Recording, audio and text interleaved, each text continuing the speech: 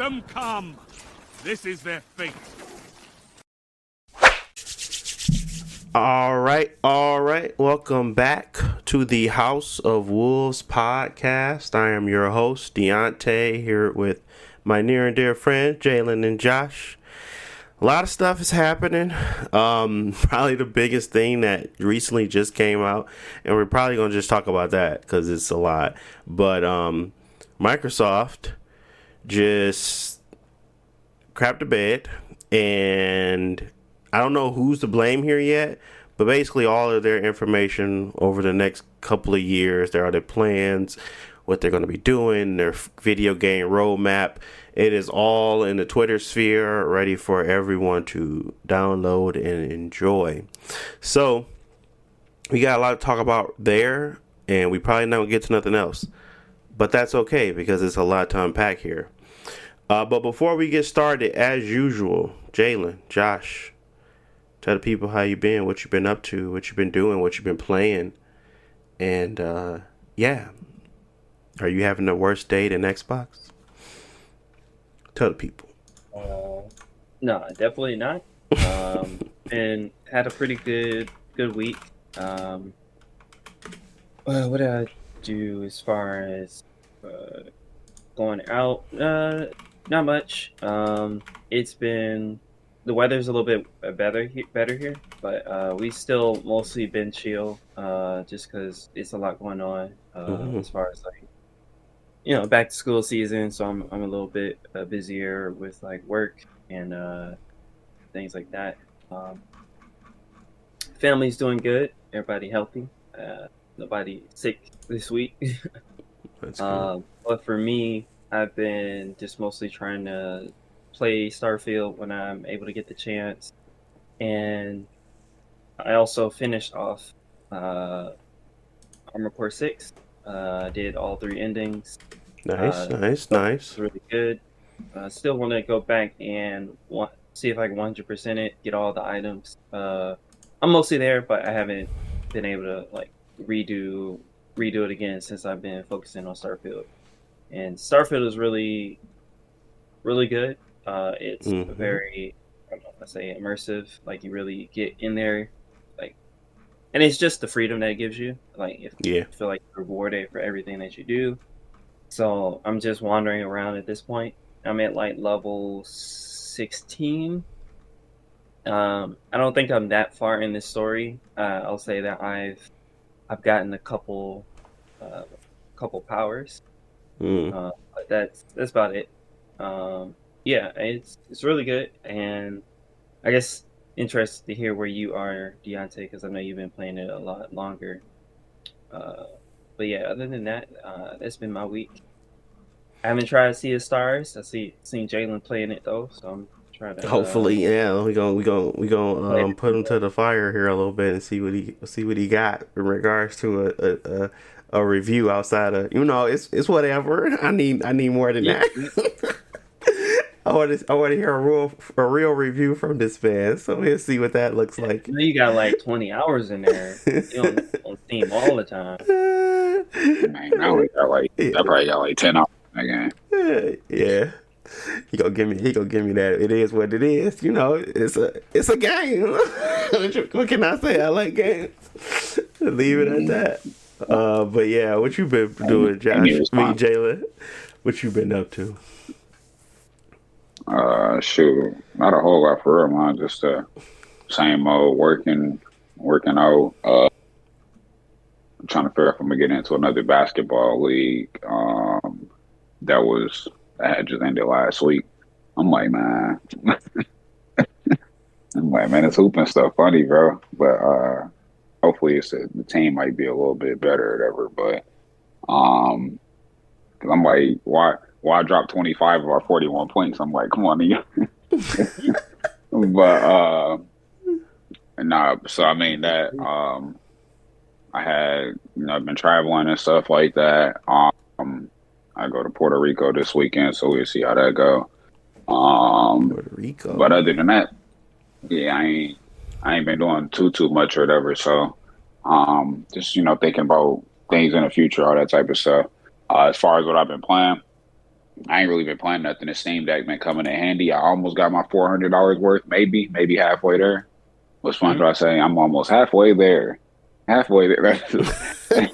uh, but yeah, because I mean, like I said, I've been like traveling and stuff like that, so I've been trying to like utilize the Steam Deck, which is why I actually spent money on Sea of Stars rather than just playing it on Game Pass or whatever. So, I think I probably got about like 8 to 10 hours in that mug now. So, Hmm. I mean, it's just a real quick review. I mean, I like games. Nah, just What can I say? I like games. no, I mean it's cool. I feel like the leveling and like expansion as far as like what your team start doing. Um, Again, I don't know how far I am into the game or whatever. I think I seen online that it was like 25 hours or something between like 20. I think it was around 25 hours, but that was on how long to beat. I feel like you always got to add like at least 20% to whatever they say because I don't know how Yeah. they be beating on games as fast they be saying, and they don't. And that's just a general playthrough, no extras, no completionists, none of that. So I don't know what they be doing with that. But as far as the game go, like I said, I mean, as far as like the expand, generally in these like RPG games, like turn-based, you got the little simple things like you attack or whatever. You get the little simple things like the skills and stuff, and your skills start developing a lot. I feel like I'm like 8, 10 hours in a game. I like it. I just don't feel like and I kind of question how much skills you're gonna actually get. Everybody's sharing an experience bar, so once basically the party level up, it's like a party EXP bar. That Mm. I don't feel like there's a whole lot of encounters in the game, and I always kind of feel like I need to go back to like the little campfire and stuff to like rest up and stuff because I be taking like a lot of damage, and like I had said before, like the mana bar isn't super long or whatever, or super big, so you kind of get like 1 or 2 skills off and you got to charge that joint back up. So, feel like I spend a lot of time walking back and forth trying to heal up stuff like that. I had like one game over, so I don't got a good idea of how the game really handles it because I think I went back to like I think I went back a considerable amount of distance or something like that. So I think I had to like redo a boss battle or something. But I mean overall, I like the story so far. I mean it seemed cool. It's some interesting pieces to it. I'm not fully grasping the story completely, but it is like some plot twist that had happened and stuff, and it kind of made me want to see what happened next. Because like a lot of events just recently just occurred and stuff like that. So, overall, right now, I will say it's kind of as far as like the sound, the music, and the game and stuff like that. I mean, it's straight. Like I like the battle music and stuff like that. But like I said, I've been playing it on the go more Hmm. so I haven't been having the volume all the way up. I could probably Bluetooth my headphones to my Steam Deck. I ain't even really try to figure out how to do that because when I'm on like the plane and stuff like that, I usually got my regular music playing. So I got Drake playing in the background or on my headphones, and I'm over here fighting like monsters and all that type of stuff. So you a Slime you thug out. girl. You're a Yeah. thug one. You fighting bosses and stuff like that. So, but other than that, they got a little bit of an interactive battle system with the time, like A button when you do certain attacks and stuff. You got to figure out when those sweet spots is to give you a little bit more reward. But other than that, I mean, it ain't cool right now. I mean, I'm still enticed by it to some capacity and stuff like that. I feel like it's gonna pick up a little bit more. Right now, I give it like a 7.5, 8 out of 10 right now. Thus far, so. I haven't seen a lot of it, but do you feel like it has a lot of like side quests and puzzles? Because I feel like whenever I see people talking about it, it's like the rewards you get from the side content are kind of like big. Like doing random puzzles that give you a big reward that might, I don't know if it increase your mana bar or stuff like that, but it might help out with like battle and stuff. Uh, I haven't seen anything that was like a real big side quest. I mean, I've seen like other areas where you can go into a room or something and fight like enemies or something and get like might be a piece of equipment, but I don't feel like it's like a lot of equipment. I feel like it's a little lacking on like the equipment, the amount of it. A simple thing that I feel like they could fix is like when some of your party members like go away, like run me my equipment back so I can put it on somebody else for the time being. But so far I haven't did that or anything like that. So I do appreciate the game do let you swap out party members in the middle of battle without it actually taking a turn. So, Mhm. and it's a little strategic with some of the, well, you like I said in the last time I had, so you got to like, my bad, I'm going on a tangent, but yeah, I mean, I have to see some of the side quest stuff or whatever that you talk about. I haven't really seen anything. Yeah, I don't know how the meeting NPCs and stuff work, but I know that there are at least puzzles in the environment that usually lead to uh, something good, I guess. Okay. Well, yeah, I keep an eye on that. I did see somebody say something about a perfect ending or something in the game, and you got to get these things called rainbow conches, like conch, like the magic conch. Oh yeah, Um, but I don't really know much about it. And if I'm being completely honest, if I can't return the areas and go back and get them, if I don't get the perfect ending, I'll probably just look it up and then just let the game be what it is and not go back and play it. Mm. So, Okay. but yeah. All right, all right. Well, I appreciate you keeping us informed and keeping us engaged. Thanks. yeah. Yeah, he played the game, and he what can he say? He liked games, and that is what it is. But no, I appreciate it because I'm trying to think of like what I want to play on the Steam Deck because now I have to literally redo it because it kind of crashed on me, and I don't know if I want to wait until I just get the smaller SSD or just go ahead and rehash it. But it was some of those things I was going to play on the PC on my Steam Deck. You wash all your stuff on your Steam Deck again? Yeah, but it was trying to do the whole update and it got caught in the boot because it had lost memory. Don't have enough memory to do the update, so it just it's a fatal error. So I got to reset it. But it keeps happening, so that's why I'm like, I should just probably get a bigger SSD and call it quits and stop messing around with the 64 gig. 64. Yeah. It just keep constantly happening because it runs out of space. It's not even that I'm putting games on it. It's just literally getting programs and things like that. 64 gigs is just not enough. So yeah, that might be my next thing. And I'm like, maybe not reset it, or maybe I just not put as much as I had on it. But that was the whole point. So. What about your save data? You still got those, or that's cooked too? No, that's on the micro SD card. So I just pop that back in. It's more about the programs and just putting it back on there. Oh, okay. And obviously cloud saves and stuff like that. That's fine. Okay, that's good. Keep too much on mine, but yeah, that's the updates are getting big, and I know a lot of people talking about this most recent update. That's what this coming out 3.5 is going to have a lot of big changes, but it also might have a lot of bugs. So yeah, be careful update. Yeah, so that's something that, like I said, I was probably gonna just give it a refresh and go from there. But it's unfortunate that I kind of lose everything. But yeah, okay. Well, me, I've been playing a lot of Starfield. I've been playing a ton, and as everyone should know by now, I do really really enjoy the game, and it's a lot of value in that game. It's a lot of stuff to experience that you're not gonna get anywhere else. But also, that game looks really nice. It just depends on what type of hardware you're running. But I ended up upgrading my PC. It wasn't necessarily for Starfield, but that was the thing that initiated where I was like, I might as well go ahead and try it because I wanted to play it at 60 FPS and I didn't want to kind of wait. And then a big opportunity presented itself where it was a cheap, very high end card, and it came with something else. And from like one day to the next, I had a much better PC that can run anything that I pretty much throw at it. So, yeah, that game is very pretty, especially when you have everything dialed up, and can do so.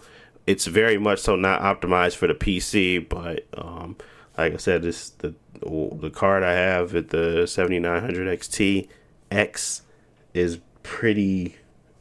is pretty strong. So that's not an issue for it. But it was a no-brainer to kind of switch. And that's where it kind of kept leading to my next conversation about Xbox, but I was kind of contemplating selling my Xbox Series X because I have such a strong PC now. I was like, do I really need it? And, a lot of this data coming out now, it kind of just proves my point that they're nothing but a PC and they have a gaming a platform. But I don't want to judge them too harshly because they have backwards compatibility things. They have ecosystem things that work well, but they're bringing that ecosystem to everything. It's not like they're keeping it locked down somewhere. So I want to get into what this leaks and everything means to me, and go from there. But overall, I've been playing Starfield. I've been modding the crap out of it. I've been enjoying the game. I'm loving it. And from my perspective now, from that, I think I'm like 60 hours in now, which is crazy to me. I haven't seen none of it. I beat the game already, did New Game Plus, and I'm starting over. But I feel like it's so different. Not different in a sense of like the experience, but my experience is much slower now. My experience is more just truly exploring the planet fully. Like you said, when I went to Mars, I just left and I never went back. So I started doing the Mars stuff, and then I went to Aquila for a second, and then I ended up doing like the whole Texas Ranger, or I forget what they call themselves, plot line, but I'm on that now. Yeah, the Freedom Collective. And then I kind of just started doing random stuff in other planets. Like, the game is so big that I haven't scratched the surface on everything that I can do. And just like small mechanics and things like that. So it's definitely a flawed game in areas, but for for someone to tell me that game can't win Game of the Year, they're crazy. It can 100% win Game of the Year. It is simply, how much of the Bethesda level can you take, because it can absolutely do it. It's just depending on who is actually reviewing and talking about the game. It's a contender in my eyes, simply from the value that it adds and how great it looks, even with all the flaws. It's just not, I can't compare it to nothing else right now. So it's really tough to say like, oh, look at this for this, but it's not like a one-to-one type situation anywhere. So Starfield to me is a generational game that will change the way some people develop and how they think about how big they want their games to be, what they can do, and where we kind of start to bring in that AI technology, generating worlds, and on top of those worlds, building it out and building these curated experiences, because it just feels so vast. And yeah, they had a long period of time, but trust me, we're going to get to a point where AI is going to make that much shorter and more expansive. So I feel like this is a definition of what games are going to look like, where they're going to be mixing curated with generated, and it's going to be something massive and beautiful to look at. So that's what I see. That's why I think it's a generational game, where it's going to be change and defines how stuff is looked at because of the technology behind it, and how customizable in that little magic that it has to keep you in the world. So I ain't gonna keep singing its praises. Everybody know where it's at for me now. It's definitely a 9 out of 10. I couldn't give it a full 10 out of 10. I can give it a 9 though, for my perspective, just simply because of what it does. But if you haven't played it, you should try it. It's not like it's going to cost you that much. If you got Game Pass, you can even stream it, even though I heard that the queue times are terrible for that. And I'm thinking that's all a lot of the Xbox One players out there that want to try to experience it. So, that it is what it is, but let's get into all of this Xbox news. Let's get into the future of Xbox. So I mean, we can start down a list because it's plenty of. I'm basically using the Verge's like timeline to kind of go through all of this stuff. So if you guys want to pull that up and follow along, so be it. But Tom Warren set out something saying, just kind of linked all of the articles that they have been putting out for it, and I'm kind of going to go by one through the articles and kind of talk through the things that I thought about each one. So the first thing was the discless Xbox Series X with a lift to wake controller. I mean, technology is great, but I don't necessarily need I don't need it to wake up when it lifts, unless they're referring to like you turned it on, it has a standby mode, and when you lift it back up, it cuts on, versus like I lift up my controller and it wakes up my system. That just makes no sense. That means I'm going to be inadvertently, like every time I try to actively pick up something, it's going to be cutting on my system. So that didn't make much sense to me, so I'm assuming it is the latter. But let's talk about it. It's called the Brooklyn Xbox Series X Refresh, the most powerful Xbox ever, now adorably all digital, and it's still in this cylinder format. It says that it will deliver 4K Gen 9 console gaming with more internal storage, faster Wi-Fi using Wi-Fi 6E. It's going to have reduced power, and it's going to have a more immersive controller. So they're going to have like an all-new soft bridge to modernize the I/O, which means nothing to me. And they're going to have like a better Bluetooth radio for improved accessory experiences. They're going to have a 6nm die, shrink to improve efficiencies. They were talking about the USB-C front port. Obviously PlayStation already had that, so I guess they're bringing that USB-C functionality to the front of the system, and it's going to be at the same price. So it's not going to be a change in the price, but you are going to get an extra terabyte in storage. My biggest concern with the Xbox Series X refresh is the whole all digital part of it. It concerns me because backwards compatibility is like a huge selling factor, and yes, all those Xbox One games are available, and the games that they have brung over to the backwards compatibility program are available. But you know how I went out and bought Modern Warfare 2 and 3, and I was able to pop it in and just play it. I feel like that experience is going to get taken away from me. That's probably the only thing that's stopping me from selling this thing right now, because I don't want to lose that access to that library.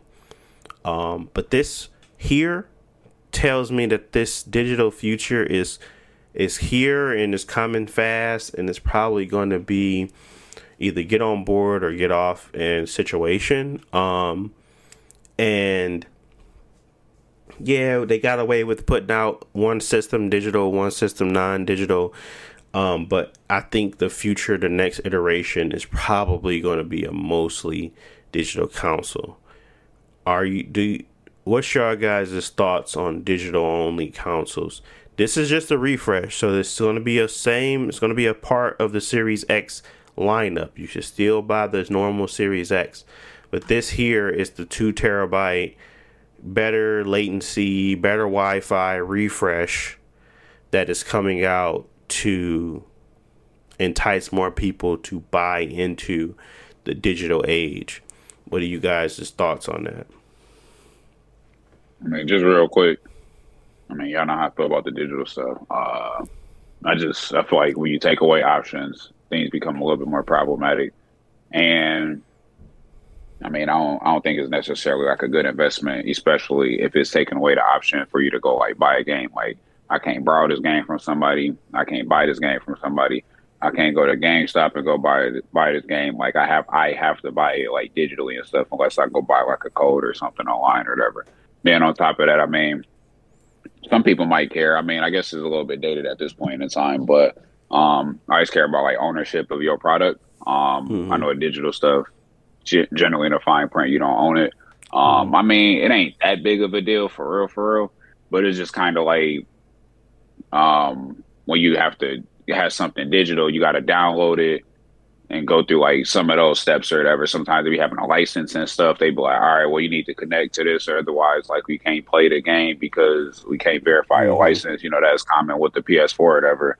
Um, versus if you just got the disc, you just pop that mug in there. Usually the game gonna install faster or copy or whatever how they want to do it and stuff. They always change the way it works. It's gonna copy faster than it's gonna download and stuff like that. So basically all it is necessitate the internet, how much you need the internet, how much you need the internet speed and stuff like that. And it just take away a little bit less options. Like if I want to go to the hotel and have bogus internet, at least I can still go play my game. And you know what I'm saying? It's just some of Mm-hmm. those things that you got to like consider. Sometimes you got them weird things when you got to connect. You got to go through like a little portal or gateway or something to connect to the internet. And sometimes games don't always allow that as readily because you don't have like an active browser and things like that. So they can't always connect to like public Wi Fi. It's just all that type of stuff. Versus if you just have the simple option and keep your disk drive, you can do both of them. You know what I mean? Like it's that simple. Mm-hmm. I got the option to do either or. So that's how I feel about the digital age and stuff like that. I think it's convenient and stuff like that, but I think it's even more convenient if you can do those things and have that option to just use a disc.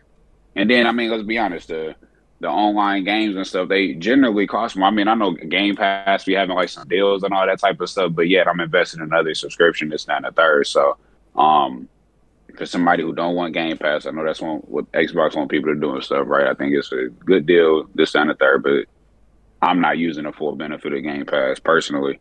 But Mm-hmm. again, if somebody just want a simple disc, got options and stuff like that. I mean, I'm always be for the disc, like so. But yeah, Okay. Yeah. The disc is important. I have one rebuttal for regards to like maybe them tightening up their on offline modes, tighten up, firming up the if we're going to be having digital licenses for certain things, firming up the capabilities to have an offline experience where that is still housed and protected. Because what we don't want to experience is the lack of where or the lack of understanding of how that system, how that works through single player only games. Like, why is that not a standardized thing if we own that product? That product should provide an offline ability if that's what the game is capable of. It shouldn't have that whole you have to always be online situation. And that's what kind of makes me nervous is like when I download a game and I have it, of course, granted no updates or anything like that, I should still be able to run it no issue. And those types of stipulations and requirements could hinder that. So that's one thing I can think of that maybe like make me forget more comfortable with a more all digital age versus not. What about you, Josh? What you think about this discless Xbox Series X design, Yeah. features, whatever? Um, Doesn't matter. yeah, the console, like you said, it's just a refresh. It's not gonna make me want to sell my old Xbox or anything like that. But Yeah. it's just another branch in their plan to have devices available for every type of customer. And I Mm-hmm. think that there, some people who just prefer diskless consoles, but still want the power instead of going for a Series S. Mm-hmm. Personally, when it comes to the diskless stuff, I won't say that I think that Microsoft is the perfect choice to be leading the industry when it comes to like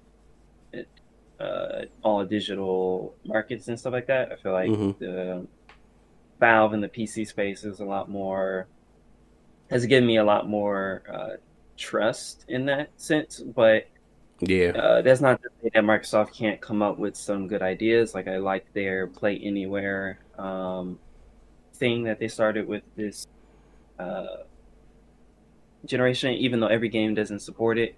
But if that became a bigger um, push, Standard. and then you can Yeah. play it, bigger standard, then that's good. So for me, I think that digital ownership and things like that, the problems are fixable. It's just we Hmm. need the industry to move in a direction to recognize that people have these concerns and we have the ability to fix it, and we're going to fix it and not upcharge them. Like as long as we can do that, then I'm okay with going digital.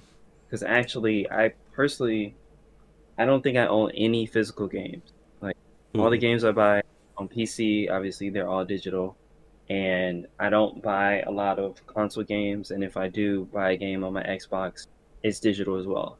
Part of that reason, I don't live in the U.S., so physical game options are more limited sometimes. Either they're more expensive here in Japan, or they're not available, or they're hard to find. So, or I gotta order it off Amazon and wait 2-3 weeks to get here. So, I personally just have moved over to the all digital space. Hmm. Um, but then again, I also am someone who uh, doesn't, I guess, I do sell and trade games, obviously, but Hmm. I don't do it that often. Like every time I buy a new game, I don't go in and trade in the old game. Usually I'll trade in like once a year with stuff I just have sitting around. So I I'm okay with the move to it, but like I said, I want them to offer better standards when it comes to digital ownership and things like that. I do remember like before the Xbox One came out, Microsoft was the ones who were talking about having, you put a disc in your system for whatever game, and it gives you the license for it to play it digitally somewhere else.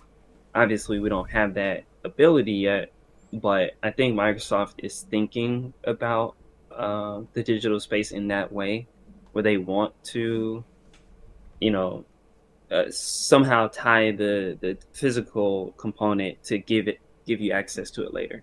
I don't know how that will work. I don't know if they still care about that. But if they're thinking in that direction, I think that's good.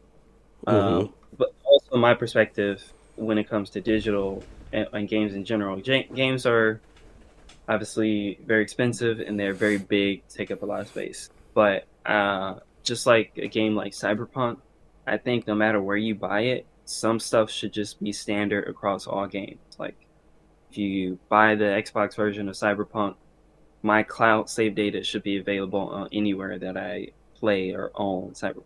Like I think regardless if it's single player or multiplayer, like that should be a standard. So I feel like going Hmm. digital is if they can keep the quality of life and like the standards that I expect from the game, if that's better than what I get from just or used to expect from a physical game, then I'm happy to move forward. It's at that point when it comes to digital, now you're dealing with terms and conditions, and Ubisoft does it this way, but PlayStation does it this way. And so I think it's going to be an uncomfortable growing period.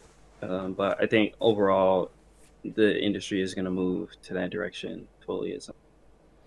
Yeah, I think that would be the case for, how much how much is becoming more about the AI driven software upgrades than it is about the hardware itself.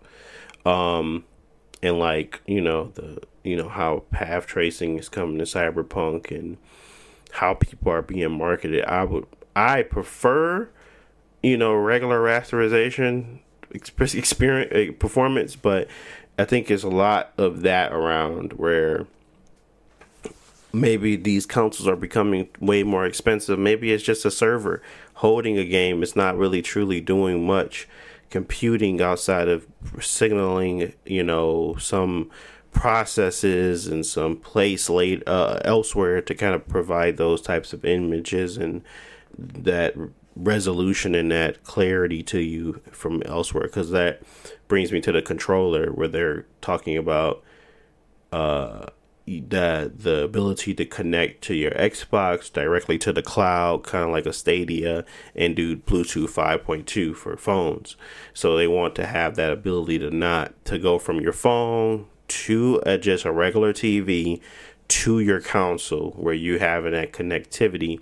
Like it would, everybody wanted Stadia to be good and have a physical box. So if Xbox can already have the physical box in the home, add on a Xbox application that allows you to connect to the TV like they have with the Samsung TVs.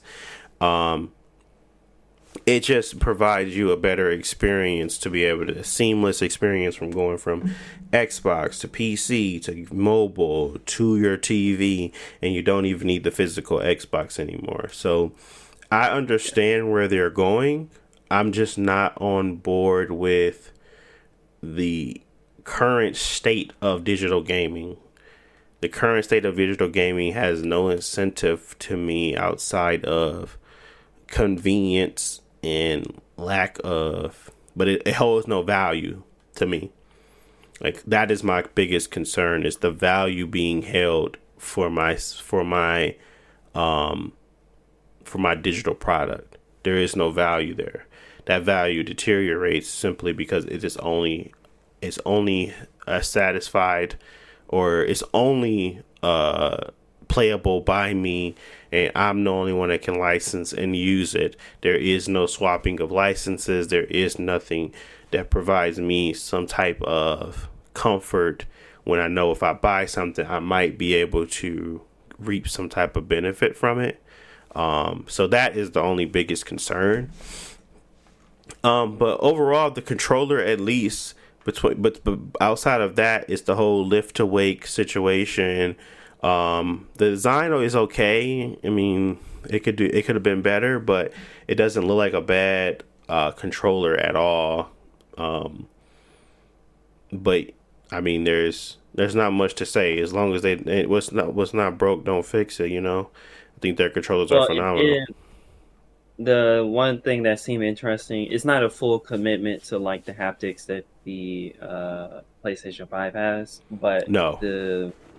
It's going to have better haptics, but it's also going to have speakers that can work in tandem with the haptics to provide more detail or like customizable feedback, just like the PlayStation 5 does. So I think that's good, because a lot of people, I mean, nobody was expecting for people to like the haptics in the PS5 so much, and they did a good job with it.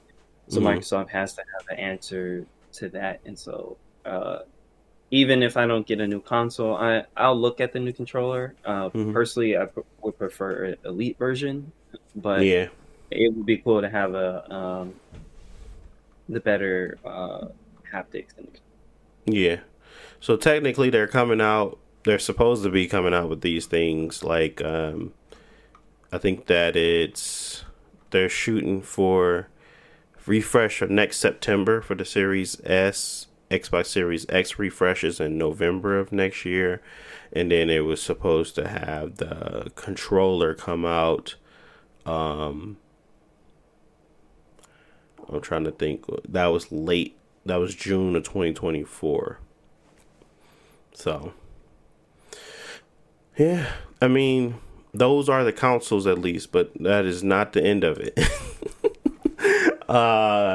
Moving on, a lot of this information was from Bethesda, and I'm assuming it's because they simply had the new acquisition and they had to show off what they were doing within the Bethesda talks, because none of it has to do with any of their other studios. Like, we still know nothing about the studios that they have already owned. Like, all we got was Bethesda information, or am I wrong in that, Josh? I haven't seen anything outside of Bethesda, gaming wise.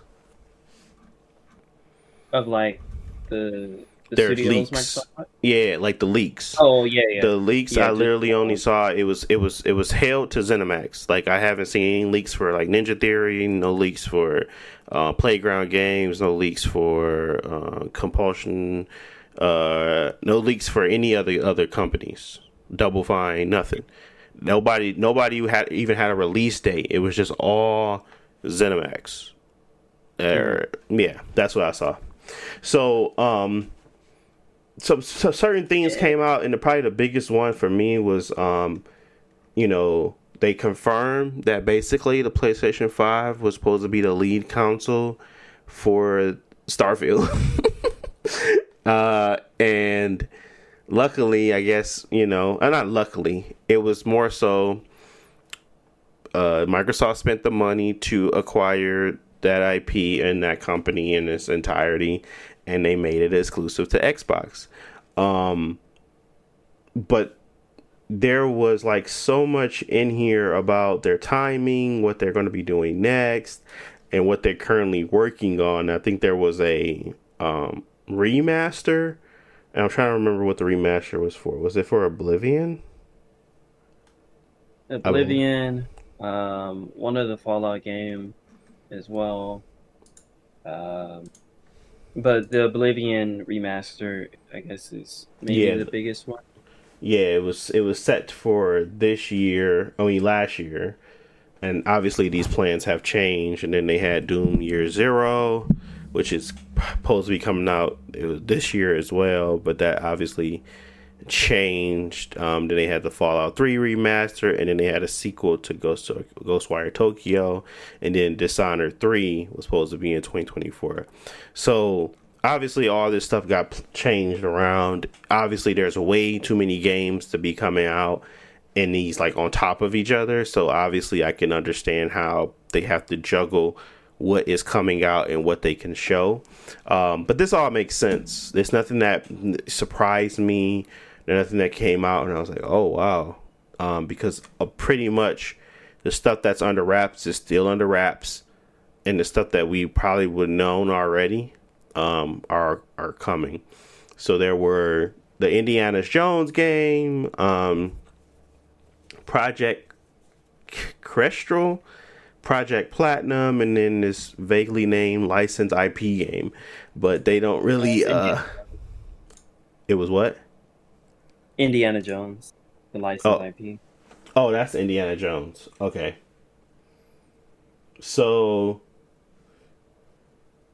yeah, they literally basically told them everything that was going to be coming out, and it gave the release schedules for that as well. My thoughts to this part of it is that all of this could be changed. I don't believe all of this information. I believe that all these games will come out. The timing of it is probably going to be significantly different than what we expect. But that's okay. But it's just like, how did this happen? It just tells me that everybody just we're human. People make mistakes. Apparently this is not the court's fault. It's apparently that Microsoft uploaded this stuff unredacted, and this is how we got it. But yeah, outside of just telling y'all a timeline, I don't really have much on ZeniMax or Bethesda. I don't really be checking for their games all that much. I will probably end up playing Elder Scrolls 6, and I probably will end up playing the next Dishonored and Doom. But I'm not. I was like I said, Starfield is just different. But I never was like a big, Bethesda fan, so this didn't do much for me because I already knew what they were going to bring to the table. It was what other people were going to bring to the table that I was really interested in, and I don't think we got any of that. I think we all were stuck to the Bethesda League. But what are your thoughts on all of this information, Josh or Jalen? Do ZeniMax have a... Did that lineup look worthy of 8 billion? I don't think the whole lineup so far has delivered on that because the biggest game that they bought the companies for is like Starfield and Elder Scrolls. and Starfield is a hit, but like for the thing to fully pay off, we have to be able to expect games of this caliber or quality coming out more consistently. So Mm-hmm. after Starfield, what comes out in 3 or 4 years? Is it Elder Scrolls 6? And so I think it's going to take a little longer to see the whole thing into fruition. But what I can say is I do think that Microsoft is banking on the ZeniMax purchase for a while. Like all the other purchases, not to say that they aren't good studios or don't make good games, but they're a lot smaller. Where ZeniMax is like the biggest Mm-hmm. like corporation as far as employees and IPs and potential.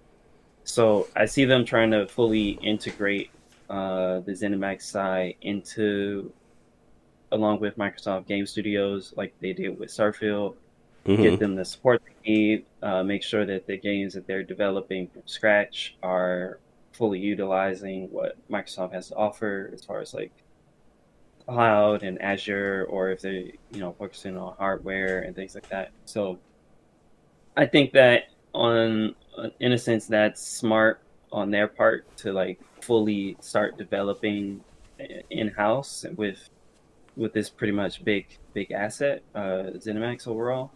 But Mm-hmm. it's gonna take a while, and just like we saw with Redfall, not everything is kind of uh, going smoothly with that. And since it is a big acquisition and a big company, they might have some problems overall with like quality control over like what ZeniMax had like 10 studios or something like that.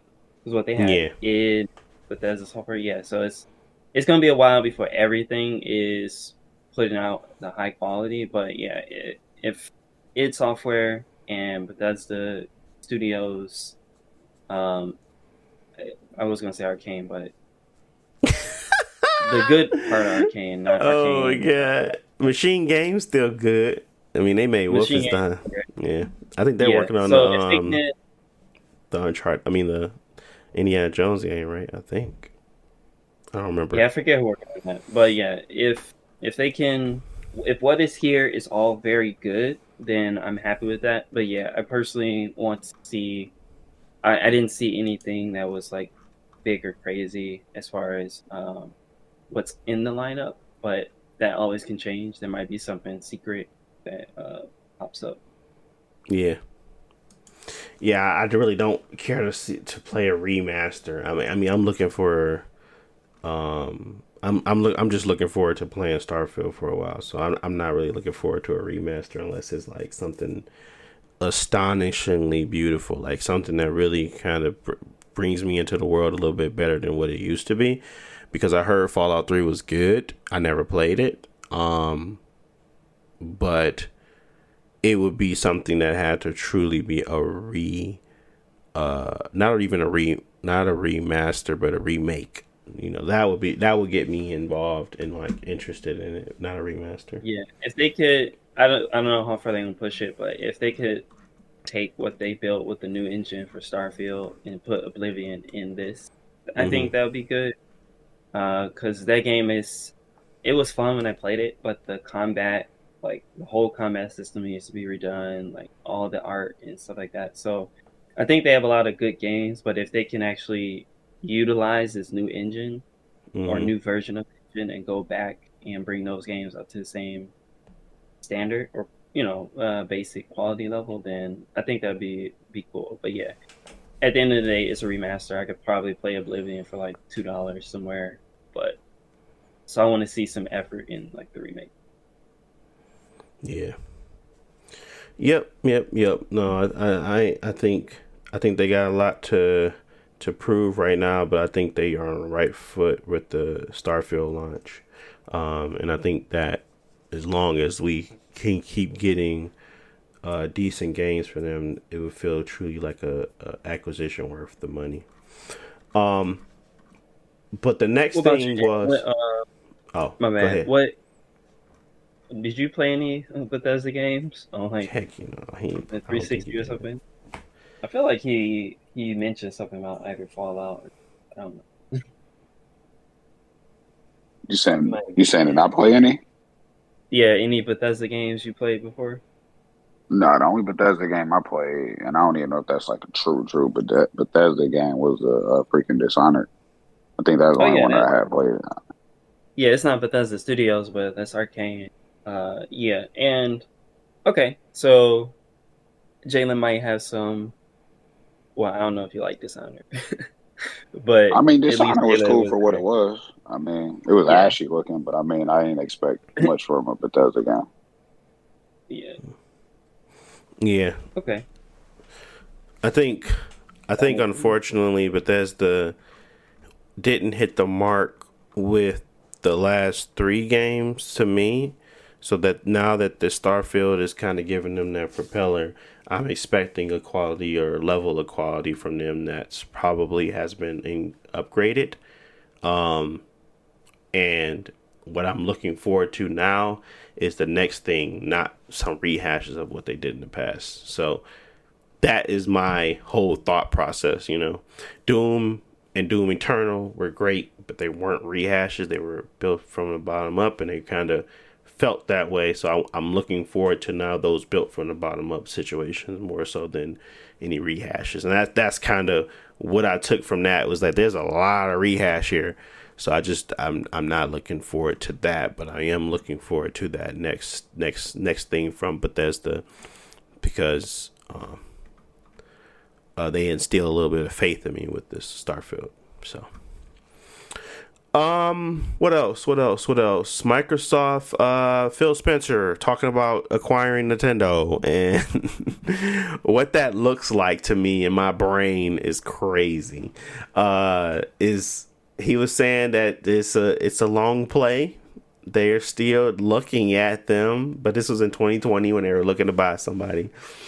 They were talking about Nintendo, and I quote, Nintendo is the prime asset for us in gaming, and that getting Nintendo would be a career moment, and I honestly believe a good move for both companies. I could not feel more. I could not disagree more, I guess. I just felt like, regardless of how I feel about Nintendo, I want them to remain their own thing. I understand that probably if they purchase Nintendo would probably still do their own thing. I just don't feel I couldn't have separation of business models to that degree. Right? Like I know you're a part of a company that's smart and can do things for you that you probably won't do. So if this ecosystem, like say for instance, Nintendo was really just bought out by Microsoft, I would want them to go in there and change something. But those stipulations, if they really wanted to do anything, or if they wanted this to go through, they would have to probably be forced to kind of play by Nintendo's rules in a lot of different ways. I understand that someone else is being bought, but there is a level of impact, nostalgia, and value there that they would not want to tear down in any way, shape, or form. Enhance, but not tear down. And what I get from Nintendo most of the time is cheaper is better, more value in the more value in the software than the hardware, and that's like the polar opposite of what Xbox does. So I really couldn't see that being a good situation for Nintendo because they truly have this innovative mind of trying something new constantly. They kind of fall within that Final Fantasy curse. Like I hate 16, but when I saw Rebirth, that state of play, sheesh. I said, what the heck? I said, this game looks amazing. And they were trying all types of goofy stuff and adding junk in there, but I was like, I know this is the game for me. This is built for me. But they have to do their thing where they can make out other games and try different situations in order to get to prime real estate, and that's fine. I like their creative freedom. That is why, we're getting a Final Fantasy VII Rebirth, and we got Final Fantasy 16. There's different audiences, different things that they want to make sure that they are experiencing everywhere, or are providing different experiences everywhere. Just same thing from the differences of 16 and 15. It's just kind of like their thing. So it's a curse and a gift. I just don't think that Nintendo on its own would still be Nintendo with Microsoft at the helm. It's just not going to work. What are your thoughts on Nintendo being acquired by the big dog, Phil Spencer, Big Philly? Big Philly should be from Pittsburgh, but I'm pretty sure he's not. I think that it's like Phil said, it's probably from a business perspective, the biggest acquisition that could ever happen, because there are only 3 big console makers, and Nintendo being the third one, off doing their own thing, but their market share as far as like profit is kind of like cornered off. So them buying over 30 years of IPs, having that would be, I don't know how Sony could ever repeat at that point as far as like revenue. Microsoft would be so big, and that probably should be a merger that should be stopped by the FTC. They gonna just botch it, man. They always mess up, bro. They always mess up. That being said, it would make sense just because like Nintendo has thousands of games on every system, and they got a bunch of different versions of those games, and so just having that back catalog to remaster or put on Game Pass or sell, that would be cool. And personally, it would fix a lot of issues that I think that people have with Nintendo, because it's mostly leaning on the software, not software, the hardware and like back end stuff that people have issues with, like backwards compatibility and like having access to classic games and cloud saves. Like, we slowly are getting these things, but having Microsoft backing that obviously would fix that. We won't have to worry about laggy Mario Kart 6 anymore, or laggy Smash, or you want to play Pokemon on a modern system, you can buy all of them on your system. Like, that would be cool. You heard about that? You heard about the 1,000-year door? that mug get remastered for Jalen. $60, please. I guess it's supposed to have some differences, but I'm sorry, I went on a tangent. Go ahead. I'm derailing us. No, yeah. Jalen having the option to play the GameCube version or buy the brand new remaster of Mario 1,000-Year Door, that would be cool. And in a future that probably won't exist.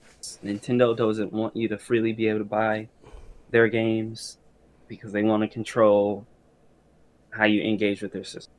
That being said, like, overall, I don't think that it should happen, or it would be probably the best for Nintendo, because beyond the business decisions that Nintendo makes, they are smart in the sense that them having full access from day one to their own hardware, meaning they can plan around it. They could be a little more innovative when they do have some good ideas. Like, I don't think that Breath of the Wild would have came out the way that it did if they weren't the ones developing it from the ground up with the hardware and the software at the same time. So, them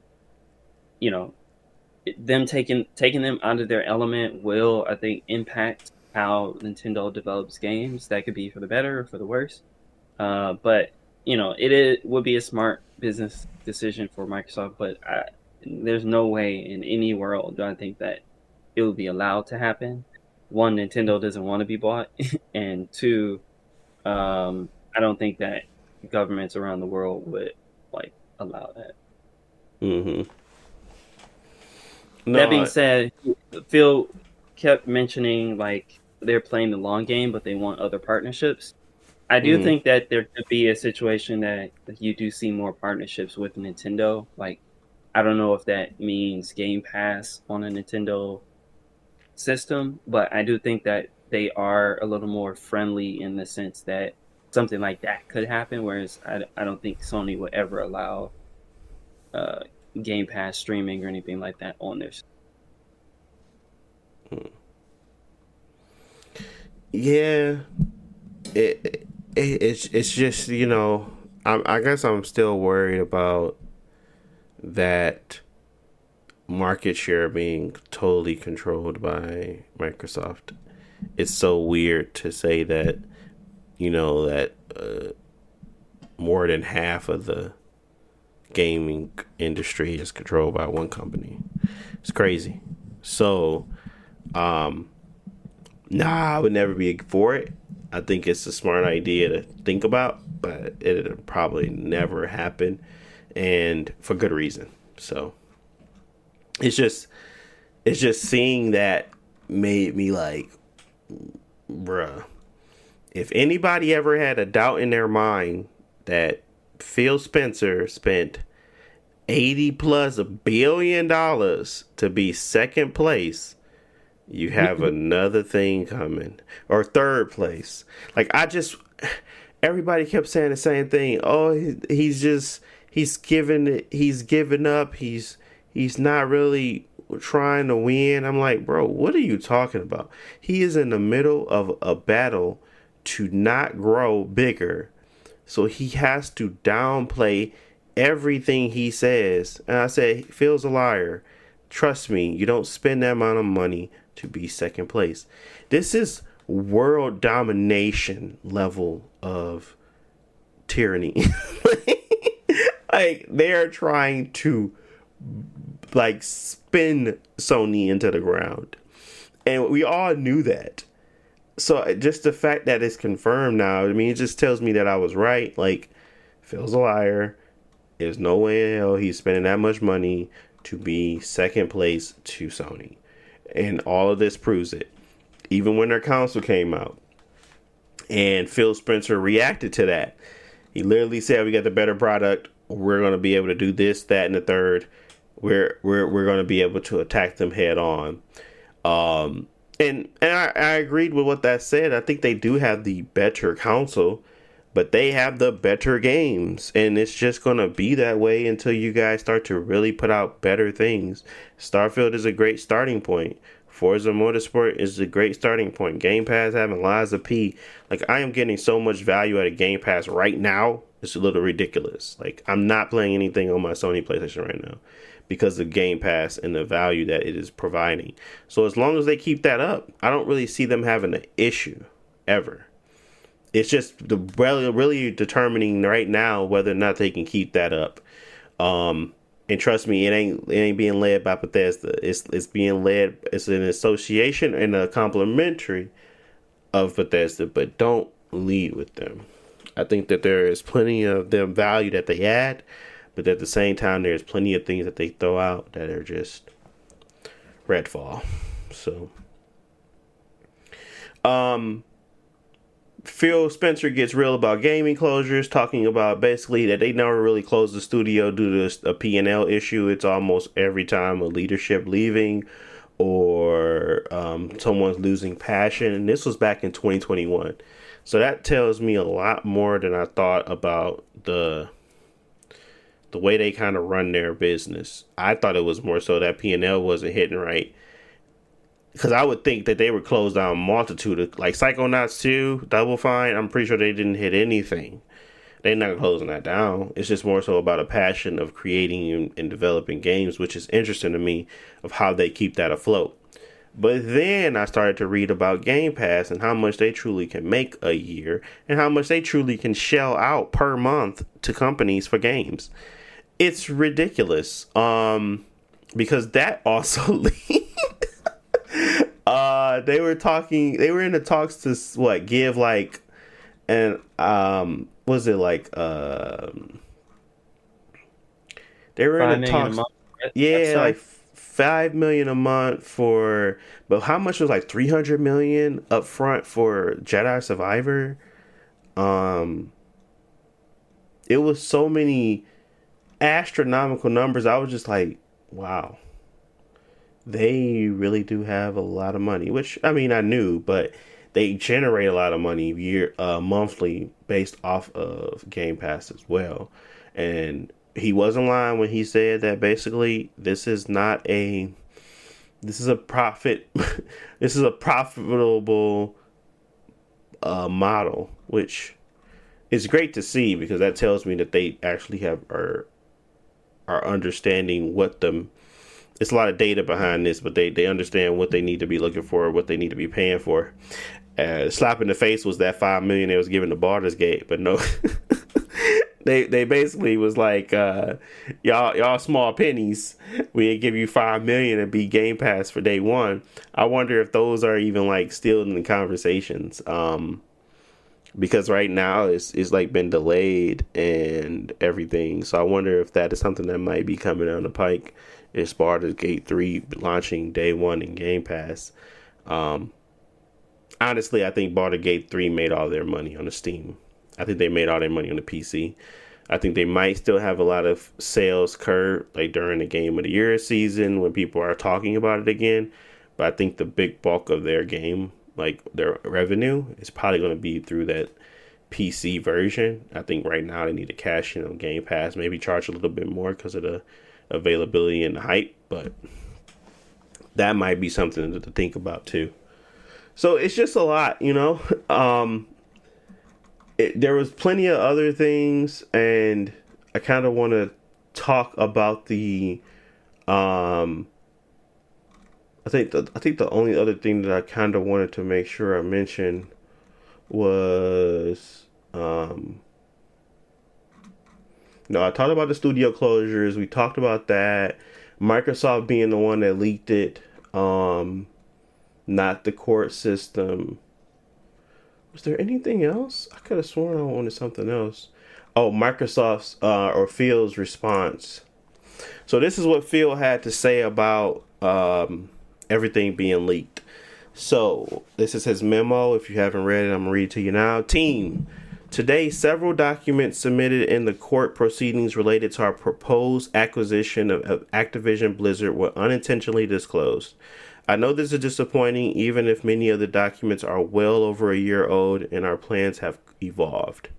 I also know we all take the confidentiality of our plans and our partners' information very seriously. This leak obviously is not us living up to that expectation.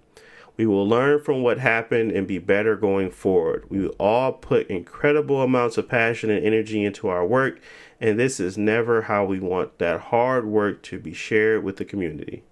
That said, there's so much more to be excited about, and when we're ready, we'll share the real plans with our players. In closing, I appreciate all of the work that you pour into Team Xbox to surprise and delight our players. In the days and weeks ahead, let's stay focused on what we can control. Continuing the amazing success of Starfield, the upcoming launch of the incredible and accessible Forza Motorsport, and continuing to build game services, devices that millions of players can enjoy. Big Philly. Man, the fact that he is really trying to bold-face lie to us, like these ain't the real plans. These are literally the plans, and you more than likely, I don't know what this is, but these are actual plans. They may have changed. They may be a little different as they come out, but this is 100% your plan, and that is not good. Speculatory and speculation, and now people actually have a concrete things to look at. Sony obviously could see this stuff. They even gave a breakdown of their architecture for their next gaming console in 2028. This is like a company's worst nightmare. It's basically getting caught with your pants down. So I understand Phil is trying to make a spend on it, but that ain't gonna work. This is literally documentation that everybody, even Sony, has access to. So yeah, they kind of crapped the bed, but I think they'll recover.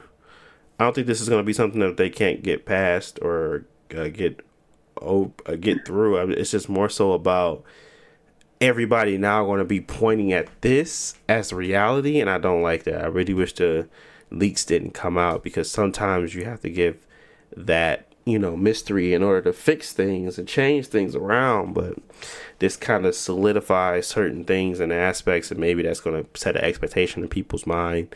That's just not. That's unfortunate, but they get over it. It's kind of just simply the funniest, biggest blunder I ever seen in my life, and this is like the biggest leak in Xbox history for sure. I don't think I've ever seen anything like this occur from a company this big, where you literally lay out your plans for the world to see. It's crazy. It's not saying that they can't do it, and honestly, this just kind of gave me a little bit more confidence and feel, because a lot of this stuff, like normally when you get a lot of leaked emails, you got something bad to say about the guy. I ain't had nothing bad to say about him. I just thought it was an unfortunate situation. And pretty much even when they had like downturn and bad situations and delays, none of this stuff showed me that Phil was a terrible boss. It just told me that he was someone that was in the trenches. He bought a PS5, the Horizon bundle, and he was mad about it because he didn't want to pay the extra $50. And it was just weird. Like, you could tell he actually games, which is funny to me because you run a $1 billion company, but not billion, but billions on billions style of company. But it's so funny to me that he sometimes he just games like the rest of us, which is hilarious. But yeah, Phil is having the greatest time over there at Tokyo Game Show right now. Everybody kept saying he's on a plane. I was like, I don't know if he's on a plane, but I apparently so. They were probably traveling to Tokyo to do the game show, or do the Tokyo Game Show. Is that something you going to, Josh, or no? I'm not gonna have time because it starts. It's gonna be like during the week, so I'm not gonna have time. But Gotcha. I wanted to go. I wanted to go last year, and I was gonna do it this year, but it doesn't work out with my work schedule. Gotcha. Yeah, no, I get it. But okay. I mean, I really could talk about the Sony State of Play, but I think we should just wait till next week to kind of give it a good overview of what I saw, because there's a lot of stuff there, and honestly, it wasn't that bad. I thought it was gonna be bad. It wasn't that bad. I didn't watch it. I had to watch the replay. Yeah, I had to watch the replay. I thought it was gonna be that bad. I skipped it, and then I looked online. And I said, "Wait a minute! They showed off new Rebirth. You get to play with Sephi. You get to play with Sephiroth." I was like, hold on. So I had to go look it up. But yeah, it was cool. I think that plus the Resident Evil 4 DLC that comes out very soon too. Yeah, I had some stuff to look forward to for sure. So not as bad as I thought. But man, y'all can't tell me Final Fantasy 7 ain't the best Final Fantasy. Nah, I just can't. But that joint looked amazing. I was like, whoa, that was a great trailer. If anything to get me hyped, that was a great trailer. That one right there was a great trailer. That was almost the same level of the CGI trailer for Cyberpunk 2077 Phantom Liberty. And it wasn't CGI. It was literally a cut of the game. The game looked really good. So if you haven't seen it, go check it out. I think it's really dope. I mean, they show Spider-Man. Yay. I'm just playing. They show Spider-Man. It looked good. But it's just more Spider-Man. I'm gonna play it, I guess, but I just know I'm not gonna be like super enthused about it, because I'd rather just watch the movie. I'd rather watch a movie. I don't want to play the game right now because the game doesn't do much for me. But they are upgrading the combat system. They are making it where you can switch between Spider-Mans. They're doing a lot of good things. And Insomniac is one of my favorite developers, so I don't want to throw hate on them. And I think I should just go ahead and play it. I just know that Right now, I'm looking for more of a role playing game more than a singular linear focus game. I'm kind of just wanting to wander off and do my own thing for a little bit, and you can do that to a degree in that game. But I know there's like set pieces and straightforward, and right now I'm in the mood to just play something a little bit more expansive, and that's pretty much where I'm at. But I absolutely have I have the the foresight that I'm gonna definitely play that game. It's not like I'm not. It's just when will I do it, and if I'm gonna pay $70 to do it. So we'll see. But yeah, that's pretty much it. Anything else from you guys? Yeah, one thing about Final Fantasy, it comes out February next year, Yes. and for the first time I've ever seen it, that in the trailer they announced that it has a 3-month console exclusivity to PS5. So that doesn't mean that another version is going to come out right after 3 months, but it's interesting that they're being very clear that it has only a 3-month exclusivity to PlayStation. No, I definitely think Tokyo Game Show is going to provide more information about Final Fantasy Rebirth and at the Xbox version. Like they're going to be talking about it because I don't think Final Fantasy 16 did what they wanted it to do. I think this is a driving factor on how fast they give out Rebirth on the other consoles and systems, because it might hit the PC a lot faster.